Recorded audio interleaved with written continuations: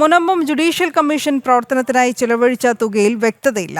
Commission ഇതുവരെ ചെലവായത് വാടക ഇനത്തിലെ 60,000 രൂപ മാത്രമെന്ന വിവരാവകാശ മറുപടിയിൽ ചീഫ് സെക്രട്ടറിയുടെ ഓഫീസ് അസിസ്റ്റന്റുമാരടക്കം താൽക്കാലിക ജീവനക്കാരുടെ 6 മാസത്തെ ശമ്പളം നൽകാനുമുണ്ട്.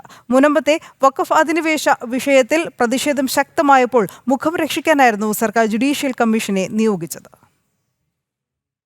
2024 നവംബർ 27-നാണ് മുനമ്പം ഭൂമി പ്രശ്ന പരിഹാരത്തിനായി നിർദ്ദേശങ്ങൾ സമർപ്പിക്കാൻ retired justice CN Ramendran Nair കമ്മീഷനെ സർക്കാർ നിയോഗിച്ചത്.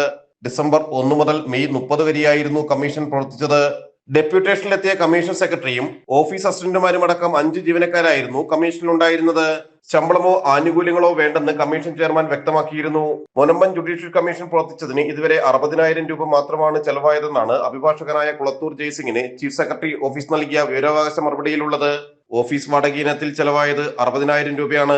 കമ്മീഷൻ ശമ്പളം കൈപ്പറ്റിയിട്ടില്ലെന്നും കമ്മീഷനുമായി ബന്ധപ്പെട്ട് പ്രവർത്തിക്കുന്നവർക്ക് ശമ്പളം നൽകുന്നതിന് ഉത്തരവായിട്ടുണ്ടെങ്കിലും സാങ്കേതിക പ്രശ്നം മൂലം ഇതുവരെ ശമ്പളം നൽകിയിട്ടില്ലെന്നും മറുപടിയിലുണ്ട്. സിറ്റിംഗിനും യാത്രാപത്തേക്കും തുക അനുവദിച്ചിട്ടില്ല.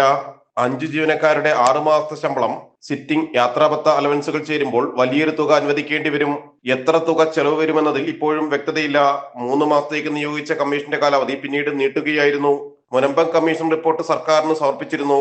മുനമ്പം നിവാസികളെ കുടിയൊഴിപ്പിക്കാതെയുള്ള പ്രശ്നപരിഹാര നിർദ്ദേശങ്ങളായിരുന്നു റിപ്പോർട്ടിൽ. കമ്മീഷൻ റിപ്പോർട്ട് പരിശോധിച്ച് സർക്കാർ എന്ത് നടപടി സ്വീകരിക്കുമെന്നതും പ്രധാനമാണ്. ജനം, കൊച്ചി.